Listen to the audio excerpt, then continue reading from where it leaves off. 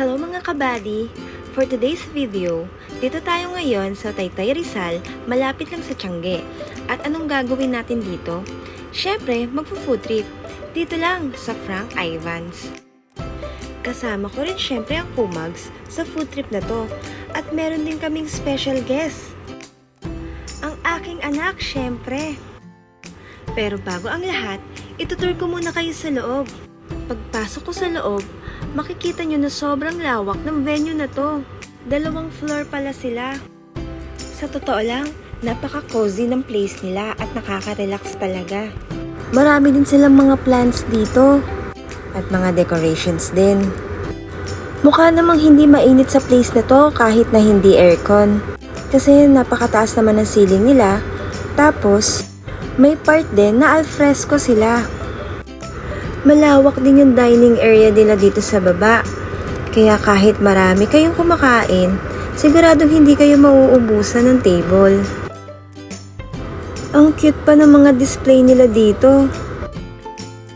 Tapos, ito yung nagbigay sa akin ng atensyon. Ang ganda kasi ng mga flowers nila, oh. Tara, akyat tayo sa 2nd floor at tingnan natin kung anong meron doon. Maliit lang yung 2nd floor nila at konti lang din yung tables.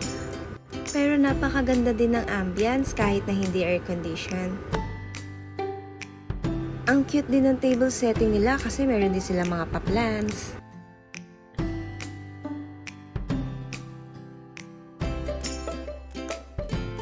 So ayan, namimili na sila ng aming kakainin. Para pala sa mga gustong malaman yung mga menu nila, tingnan nyo na lang dito. I-post nyo na lang para mabasa nyo lahat. Eto pala yung mga food na in-order namin. Beef with mushroom. Signature pasta yata ito. Nakalimutan ko eh, sorry. Yung kanilang dasilog.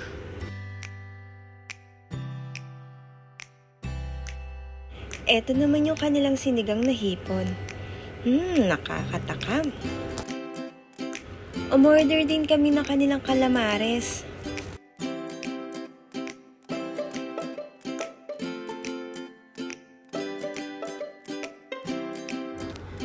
At saka, itong liempo nila.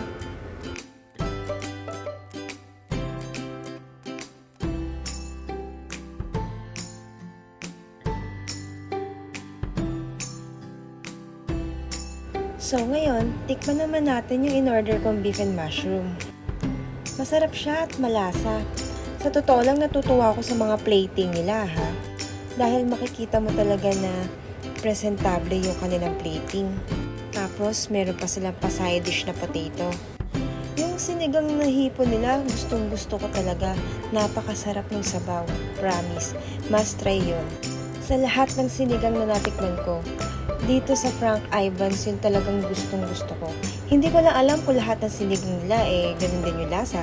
Pero itong sinigang na hipon is 100% talaga.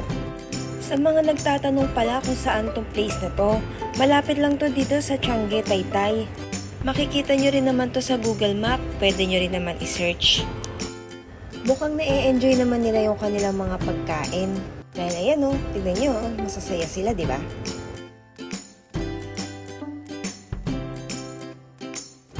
Hindi halatang na-enjoy ko yung sinigang, di ba? Kulang na lang, ubusan ko yung anak ko eh. Sa kanya kasing order yun. So ngayon, tanungin na rin natin sila sa kanilang mga kinain kung nagustuhan din nila. Yummy? Yummy. Yummy. Anong favorite mo?